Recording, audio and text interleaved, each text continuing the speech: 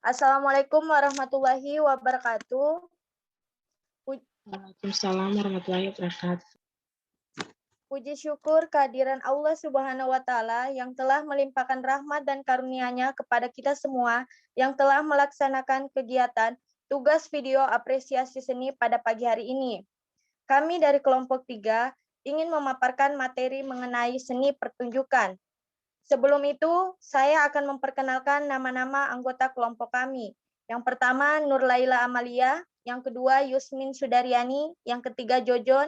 Yang keempat, Muhammad Akil. Yang kelima, Andi Rahmawati. Yang keenam, Wadeli Sastuti. Yang ketujuh, Eli Hesrawati. Yang kedelapan, Febriani. Yang kesembilan, Fitria Salekoto. Dan yang kesepuluh, Wiwi Rizkiani. Itulah nama-nama anggota kami. Kemudian slide pertama, pengertian seni pertunjukan yang akan dibahas oleh Nur Laila Amalia. Saya persilahkan.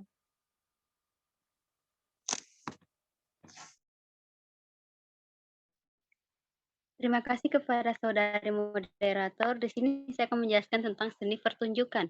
Seni pertunjukan ialah salah satu karya seni yang kompleks, sebab pada dasarnya seni pertunjukan tidak cuma mengaitkan satu tipe komponen, tetapi mengaitkan bermacam tipe karya seni. Menurut Murgianto, seni pertunjukan adalah sebuah tontonan yang memiliki nilai seni di mana tontonan tersebut disajikan sebagai pertunjukan di depan penonton.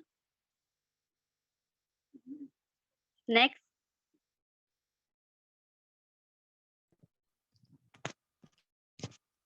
Slide kedua yang akan dibacakan oleh Lisa Astuti. Saya persilahkan. Baik, terima kasih kepada moderator. Unsur seni pertunjukan. Yang pertama itu tema. Tema adalah pokok dari pemikiran yang mendasari suatu kisah cerita. Tema bisa diperkecil menjadi topik, kemudian topik bisa dikembangkan menjadi kisah dalam seni pertunjukan dengan dialognya tersebut. Yang kedua, plot. Plot yaitu jalan cerita suatu kisah. Plot memiliki perkembangan konflik yang bertahap. Adapun rangkaian plot sebagai berikut. Yang pertama, eksposisi. Pengenalan tokoh baik nama, watak, maupun karakter kepada penonton melalui sikap bermain tokoh tersebut. Kedua, konflik. Tahap ini adalah tahap yang mulai terjadi perselisihan dan konflik antar tokoh. Yang ketiga, klimaks. Pada tahap ini, yaitu suasana semakin memanas dan puncaknya masalah. Yang keempat, penyelesaian. Tahap ini merupakan tahap terakhir dari konflik, di mana akan menayangkan sifat-sifat dari tokoh tersebut dan menimbulkan suasana tragis, mengharukan, dan sebagainya. Baik, itulah materi dari saya, moderator. Slide ketiga yang akan dilanjutkan oleh Yusmin Sudaryani. Saya persilakan kepada Yusmin. Terima kasih kepada moderator. Adapun unsur selanjutnya yaitu penokohan. Nah, dalam penokohan itu dia mencakup berbagai hal, diantaranya itu aspek psikologis. Aspek ini merupakan aspek pameran tokoh, pengenalan dan penamaan tokoh seperti tinggi badan tubuh, warna kulit, rambut gemuk atau kurus.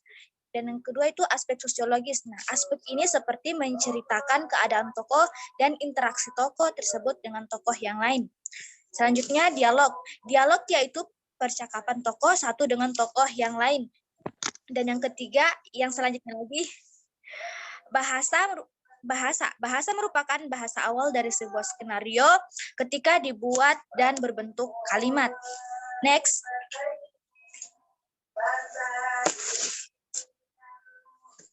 Selanjutnya yang akan dibacakan oleh Febriani. Saya persilakan kepada Febriani. Yang selanjutnya yaitu ide dan pesan. Pesan di sini dibuat oleh penulis dan dipentaskan oleh pemeran ketika di panggung. Pesan bisa dimodifikasi agar penonton tidak bosan dan mudah diterima. Misalnya disela-selakan lelucon, pendidikan, dan sebagainya.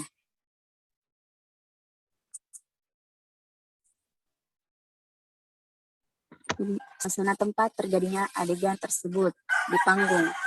Latar ada dua, yaitu tata lampu dan tata panggung. Yang pertama, seni rupa terbagi relief, seni bangunan, dan seni patung. Kedua, seni suara terbagi atas seni instrumental, seni vokal, seni sastra atau prosa, dan puisi. Ketiga, seni drama, yaitu gabungan antara seni rupa dan seni suara atau seni film. Next. Kemudian slide kelima yang akan dibacakan oleh Fitria Salehkota. Saya persilahkan. Terima kasih atas kesempatan yang diberikan oleh saudari moderator. Saya akan membacakan fungsi dari seni yang selanjutnya. Adapun fungsinya yaitu fungsi kesehatan. Seni pertunjukan berperan buat kesehatan, contohnya pengidap psikologi serta semacamnya. Selanjutnya ada fungsi hiburan. Pasti saja fungsi seni pertunjukan ialah salah satunya buat menghibur semata kala seorang jauh dengan aktivitas serta pekerjaan tiap harinya. Selanjutnya, fungsi ekonomi. Dikatakan guna ekonomi ialah kala seni pertunjukan mendatangkan keuntungan. Umumnya, seni-seni yang diundang ke warga luas serta sudah penuhi ketentuan sehingga pertunjukan tersebut bernilai serta dihargai dengan beberapa duit. Selanjutnya, fungsi estetik. Guna estetik umumnya buat media ekspresi seniman dalam membuktikan karyanya, misalnya seni tari, musik, teater, drama, dan serta sebagainya. Oke, next. Slide berikutnya akan dibacakan oleh Wiwi. Saya persilakan kepada Wiwi.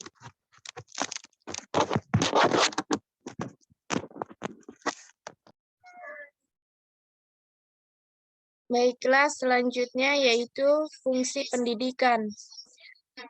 Guna pembelajaran ini terdapat di dalam seni pertunjukan, misalnya seni musik, angklung, kala seorang memainkannya. Secara tidak langsung, orang tersebut sudah melaksanakan nilai sosial, pendidikan, bimbingan, serta kerjasama.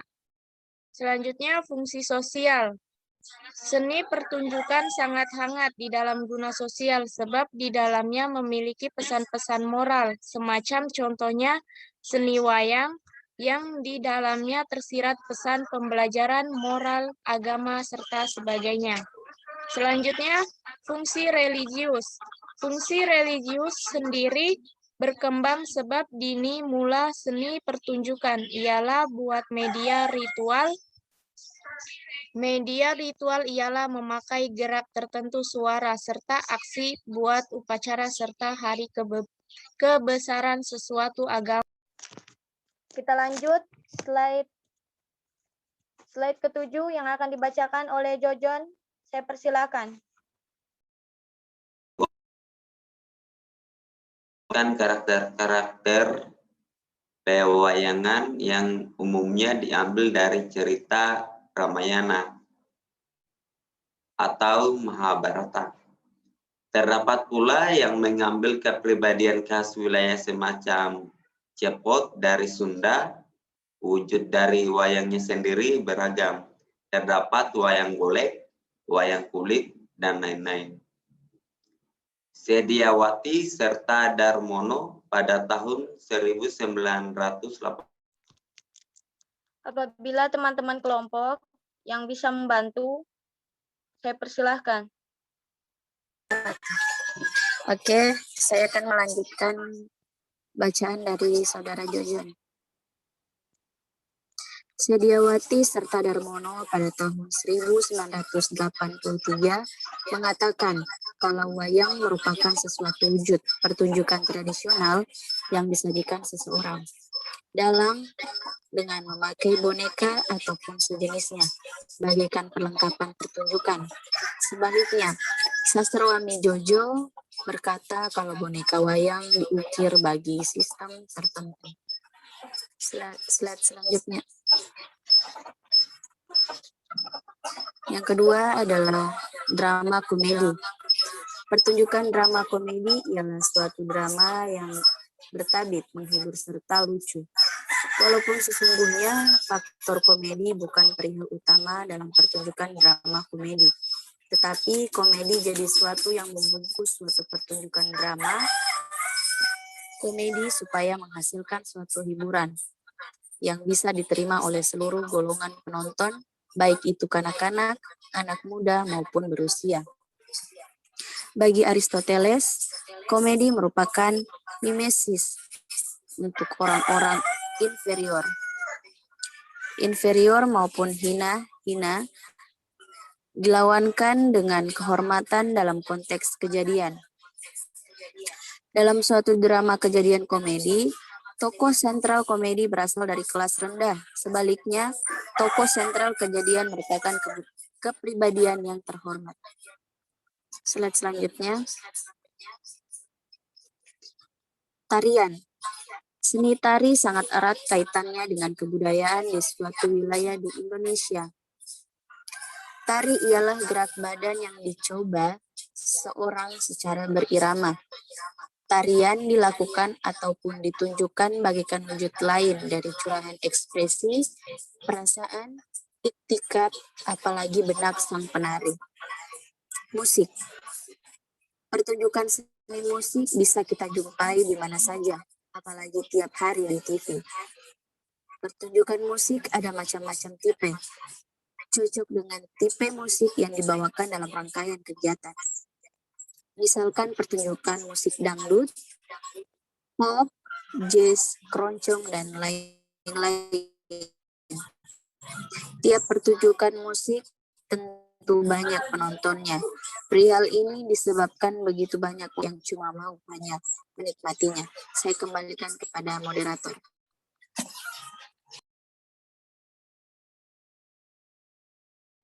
Selanjutnya yang akan dilanjutkan oleh Eli, saya persilakan kepada Eli.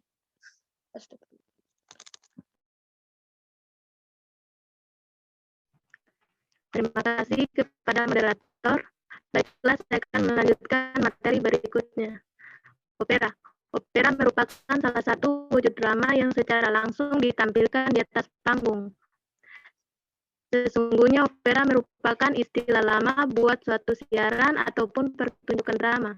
Bagi Balthazar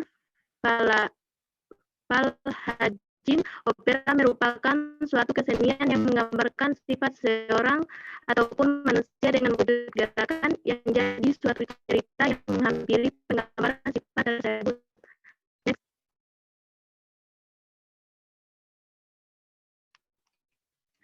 Sulap sendiri adalah suatu pertunjukan yang mewujudkan gabungan dari bermacam seni yang terdapat. Sulap umumnya mengombinasikan suatu musik, kostum, seni rupa, apalagi mencampurkan bermacam disiplin ilmu semacam matematika, hayati, ilmu kimia, psikologi, serta lain-lain. Sulap tidaklah suatu seni yang berbau hal-hal supranatural maupun klinik, melainkan suatu atraksi yang penuh dengan trik. Next.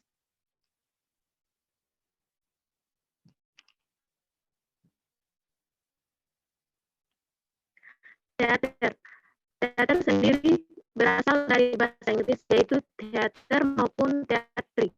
Kata teater dimaksud bagaikan tempat ataupun gedung pertunjukan. Sebaliknya bagi sebutan teater merupakan seluruh perihal yang dipertunjukkan di atas pentas buat disantap oleh penikmatnya atau permisa. Teater pada zaman ini kerap diselenggarakan oleh komunitas ataupun klub kesenian yang spesial berorientasi pada seni kedudukan. Next.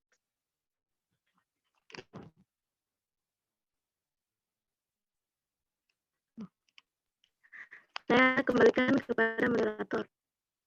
Itu saja materi dari kelompok kami. Lebih dan kurangnya mohon dimaafkan. Wabillahi taufiq wal hidayah. Wassalamualaikum warahmatullahi wabarakatuh.